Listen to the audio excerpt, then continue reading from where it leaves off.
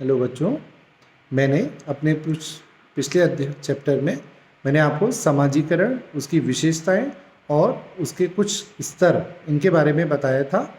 Next हम उसी में आज जो अध्ययन करेंगे वो है समाजीकरण करने वाली संस्थाएं कौन कौन सी हैं समाज में। हम आज उनके बारे में हम अध्ययन करेंगे। समाजीकरण की संस्थाओं में सबसे पहला है परिवार। आपने देखा होगा कि जब एक बच्चा किसी भी परिवार में जन्म लेता है, जहां वो अपने जन्म से लेकर वृद्धावस्था तक, अंत तक, जब तक जीवित रहता है, वो अपना पूरा जीवन अपने माता पिता और अपने अन्य परिवार के सदस्यों के साथ व्यतीत करता है।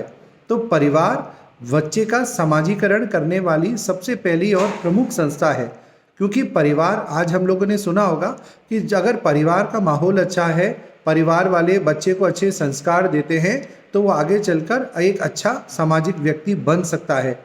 तो इसलिए बच्चे के जन्म लेते ही उसके माता पिता, उसके भाई बहन, दादा दादी, जो भी परिवार के सदस्य हैं, वो बचपन से जैसे ही बच्चा थोड़ा समझदार होगा, धीरे धीरे उसका समाजीकरण शुरू करते हैं। आपने देखा होगा कि जब बच्चा 8-10 महीने का हो जाता है, थोड़ा बहुत समझने लगता है, वो अपने घर वालों को पहचानने लगता है, तो उसके माता पिता या उसके भाई बहन या दादा दादी उसे गोद में लेकर छोटी छोटी चीज़ों का ज्ञान कराना शुरू करते हैं, कि वो एक एक चीज़ को दिखाते हैं और उसे परिवार के सदस्यों के बारे में समझाने की कोशिश करते हैं।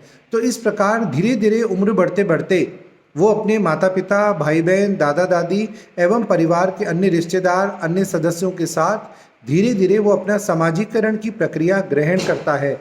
और चूंकि व्यक्ति का अधिकतम समय व्यक्ति का उसके परिवार के अंदर ही गुजरता है, तो वो परिवार के माध्यम से बहुत सारी चीज़ों को सीख जाता है और अपने व्यक्तित्व का विकास करता है।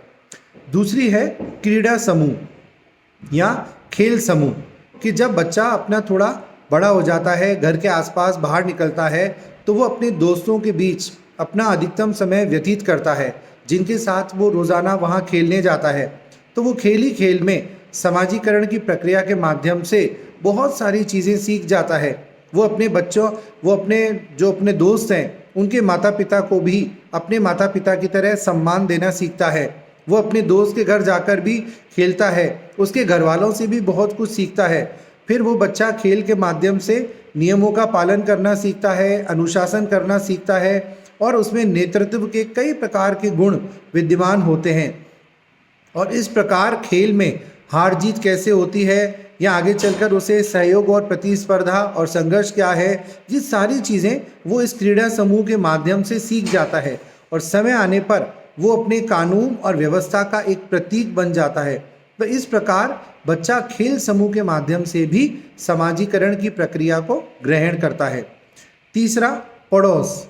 क्योंकि पड़ोस का प्रभाव बच्चे के जीवन पर सबसे ज़्यादा पड़ता है। हम जहाँ भी रहते हैं और हमारे घर के आसपास जो पड़ोसी होते हैं, वो भी अपने पड़ोस के बच्चों को अपने माता पिता की तरह उतना ही प्यार देते हैं और उसे गलती करने पर रोकते टोकते हैं, तो ताकि वो बच्चा आगे चलकर एक अच्छा संस्कारी बच्चा बने। शहरों की तुलना में अगर हम देखें तो गांव में पड़ोस का प्रभाव ज़्यादा नज़र आता है। क्योंकि आज हम पश्चिमीकरण का प्रभाव हमारे समाज पर है। हम लोग समाज में देखते हैं कि कई बड़े शहरों में या महानगरों में तो आज हमारे पड़ोस में कौन रहता है ये भी लोगों को खबर नहीं होती।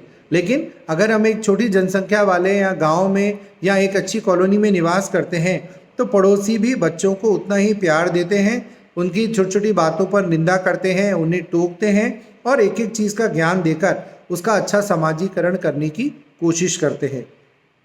चौथा, नातेदारी समूह। नातेदारी कौन होंगे?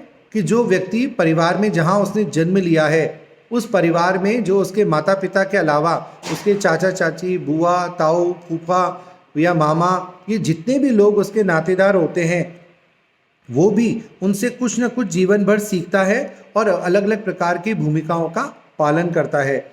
वो उसके साथ घनिष्ठ और हंसी मजाक के संबंध भी वहाँ पाए जाते हैं, और वो अपने परिवार के माध्यम से, नातेदारों के माध्यम से जीवन में बहुत सारी भूमिकाओं का पालन करना सीख जाता है।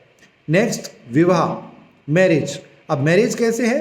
क्योंकि जब एक व्यक्ति बड़ा हो जाता है, अपने जीवन में अच्छा सेटल हो जाता है, तो जब उसके माता पिता उसका विवाह करते हैं, तो विवाह के माध्यम से भी वो कई प्रकार की नई नई भूमिकाओं का पालन करना सीखता है।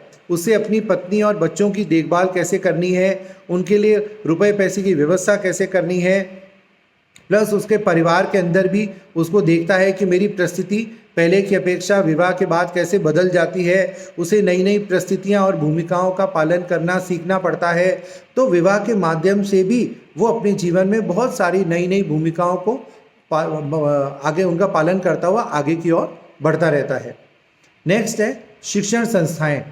अब हम स्कूल, कॉलेज और विश्वविद्यालय इन सभी को एक बच्चे का शिक्षण संस्थाओं का माध्यम मान सकते हैं। आज एक बच्चा गुरुजनों के माध्यम से, अपनी शिक्षा की पाठ्य पुस्तकों के माध्यम से अपने समाज की विभिन्न प्रकार की चीज़ों को सीखता है। कहाँ उसे कैसा व्यवहार करना है, समाज की संस्कृति क्या है, हमारी संस्कृति की विशेषताएं क्या हैं, प्लस कहाँ उसे कैसा अपना किससे संपर्क व्यतीत बनाना है, कहाँ उसे नवीन ज्ञान अर्जित करना है। धीरे धीरे वो अपनी मानसिक क्षमताओं का विकास करता हुआ जितना ज़्यादा अपने जीवन में शिक्षा ग्रहण करता है, उतना ही वो अपने अच्छे व्यक्तित्व का विकास कर सकता है।